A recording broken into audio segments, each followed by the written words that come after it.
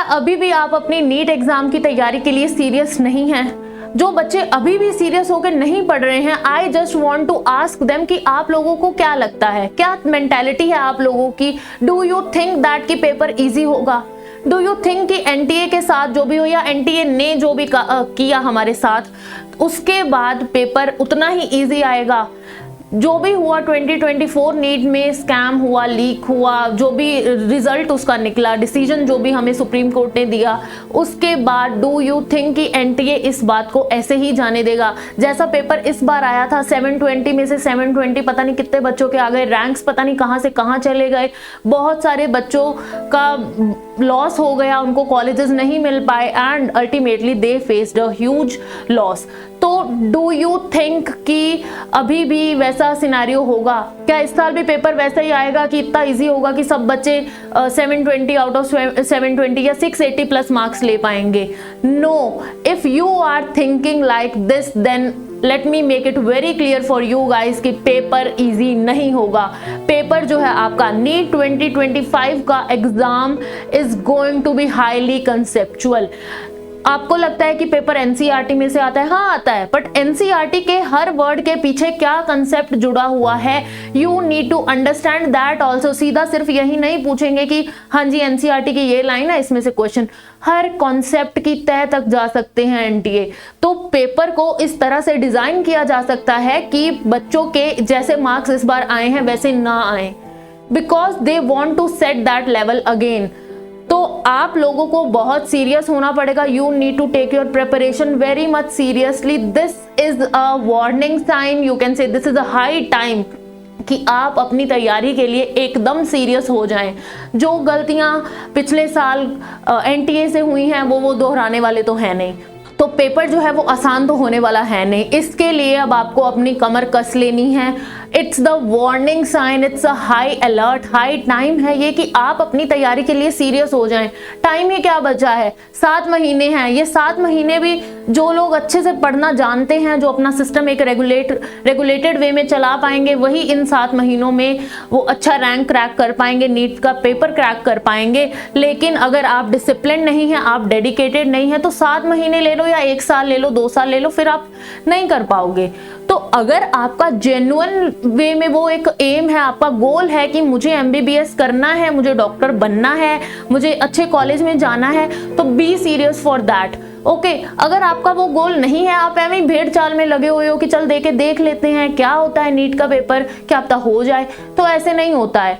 ठीक है, paper easy नहीं है। You all know that it is one of the toughest exam of the country. तो इतना आसान तो ऑब्वियसली नहीं होगा। जो टफेस्ट एग्जाम के लिस्ट में आता है वो इजी कैसे हो सकता है? तो इजी नहीं है, डिफिकल्ट तो है। इट इज वेरी चैलेंजिंग, और इस साल तो और भी ज्यादा चैलेंजिंग होने वाला है, because NTA is very clear this year. जो भी स्कैम हुआ, जो भी डिसीजन दिया कोर्ट ने हमें, उसके बाद एनटीए नहीं चाहेगी कि इस बार फिर से कुछ वैसा हो। तो वो पेपर ऐसा सेट करेंगे कि बच्चे जो हैं, जो ऑलरेडी 720 ये सब मार्क्स आ रहे थे ना, वो अब इस बार it's going to be very tough कि आप 680 प्लस ले लें, क्योंकि रैंक्स बहुत हाई बढ़ गए थे, है ना, रैंक्स बहुत ऊपर चले गए थे, कट ऑफ बहुत ज्यादा चली गई थी।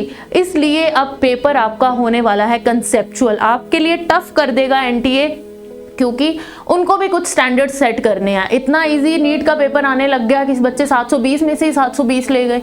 ओके, कुछ बच्चे हो सकते हैं जो जेन्युइनली ले गए, बट हो सकता है पेपर भी इजी हो। ओके, तो बी प्रिपेयर्ड गाइज, इस बार जम के तैयारी करो।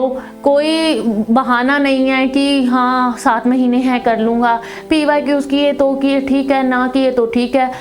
ये सब बहाने तो वो लोग देते हैं जिनको करना ही नहीं होता, जिनका जेन्युइनली सपना है, जिनको वो लगन होती है ना जी, जिनका होता है कि चाह पूरी की हमें करना ही करना है, जिनको वो लगन है, वो किसी भी बात को हल्के में नहीं लेंगे। वो प्रॉपर टाइम टेबल भी फॉलो करेंगे, वो प्रॉपर रिवीजन भी करेंगे, डेली MCQs भी करेंगे। They will do everything to achieve their goal. तो अगर आपका भी सपना है तो अभी से, अगर आप सो रहे हो अभी तक तैयारी शुरू नहीं किया, तो प्लीज जाग जाओ। जब जागो तभी सवेरा, अभी जाग जाओगे तो भी ठीक है, अभी भी टाइम है, अगर अभी मन लगा के शुरू कर दोगे पढ़ना तो भी कर जाओगे, बट उसके लिए आपको स्टार्ट तो करना होगा ना। You will have to start one day if you want to reach somewhere. तो किसी दिन तो पहला कदम बढ़ाना ही पड़ेगा। तो अब आप अगर अब तक शुरू नहीं किया है, नहीं अभी तक आपने तैयारी स्टार्ट की है, तो प्लीज़ इट्स हाई टाइम कि आप अब अपनी तैयारी शुरू कर दीजिए। Don't delay this any more, क्योंकि कब सिलेबस ख़त्म होगा, कब रिवीजन करोगे, तो you have limited time. 7 months is not so much time कि आप इसमें मस्तियाँ कर लो, आप इसको एवं कि हाँ ठीक है हो जाएगा। It's not that much time frame for you guys. तो अभी से बी प्रिपेयर्ड, कंसेप्चुअल वे में पढ़ना शुरू कर दीजिए, क्योंकि paper is going to be difficult this year. So this was quick tip I can say for you guys. So be prepared, mentally prepare रहो कि पेपर कैसा होने वाला है और कैसे उसको अटेम्प्ट करना है। अपनी तैयारी एकदम ज़ोरों शोरों से लग जाओ, बस कोई डिस्ट्रैक्शन, किसी चीज़ को अपने आसपास मत आने दो, क्योंकि आपका सपना है और आपको ही उसे पूरा करना है। ये राह आपने चुना है तो आपको अकेले ही चलना पड़ेगा। तो I would say stay positive, stay strong, you can do it.